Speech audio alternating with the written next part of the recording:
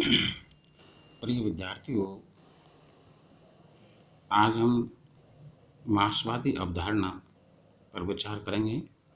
ये MA final राजनीति विज्ञान के विद्यार्थियों के लिए एमए में डॉक्टर हीरालाल मीणा राजकीय महाविद्यालय पीजी महाविद्यालय करौली। तो मार्क्सवादी अवधारणा में 3 महत्वपूर्ण विचारक हैं: कार्ल मार्क्स, ग्रामक्स और रोजा लक्जमबर्ग। मार्क्सवादी विचारधारा के अनुसार विश्व के लोकतांत्रिक देशों के संविधानों द्वारा नागरिकों को दिए गए अधिकार व्यवहारिक महत्व नहीं रखते। मानव अधिकारों की मार्क्सवादी धारणा केवल संविधान में विश्वास नहीं करती, बल्कि इस बात पर भी बल देती हैं कि उन अधिकारों का प्रयोग किस प्रकार किया जाना चाहिए, ऐसा मार्क्सवादी कहते हैं। मार्क्सवादी विचारधारा प्रत्येक व्यक्ति को कार्य दिए जाने में विश्वास करती है। कार्ल मार्क्स मार्क्सवादी योजना पूरे समाज को केंद्र मानकर चलती है। उसका आर्थिक व्यक्तिवाद से कोई संबंध नहीं। उसका आधार समाजवादी व्यवस्था है।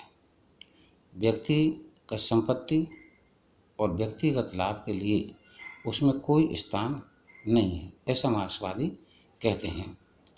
मार्क्सवादी विचारधारा के अनुसार मार्क्सवादी विचारधारा के अनुसार 6 सिद्धांत हैं।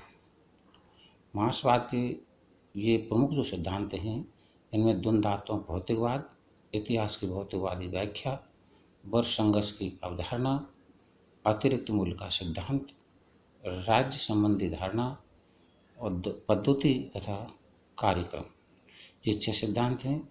सबसे पहले हम द्वंद्वात्मक भौतिकवाद की व्याख्या पर विचार करेंगे और समझने की इसको कोशिश करेंगे।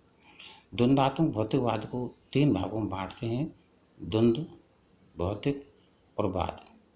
अब हम इस पर चर्चा करते हैं कि प्राचीन यूनान में द्वंद्ववाद को सत्य की खोज की एक महत्वपूर्ण प्रणाली के रूप में स्वीकार किया है। यह प्रणाली सत्य की खोज के लिए वाद, संवाद, प्रतिवाद, वाद, प्रतिवाद, संवाद 3 पक्षों में है। वाद, प्रतिवाद और संवाद नामक 3 पक्षों की मौजूदगी को अनिवार्य मानती हैं: थेसिस, एंटीथेसिस और सिंथेसिस। मार्क्स ने सृष्टि व सामाजिक को स्पष्ट करने के लिए एक द्वंद्वात्मक भौतिकवाद में अर्थ की दृष्टि से 3 शब्द प्रमुख हैं, जैसे द्वंद्व, भौतिक और वाद। 3 हो गए। द्वंद्व में का अर्थ है 2 विरोधी पक्षों में संघर्ष होना। भौतिक का अर्थ है जड़ तत्व अथवा अचेतन तत्व।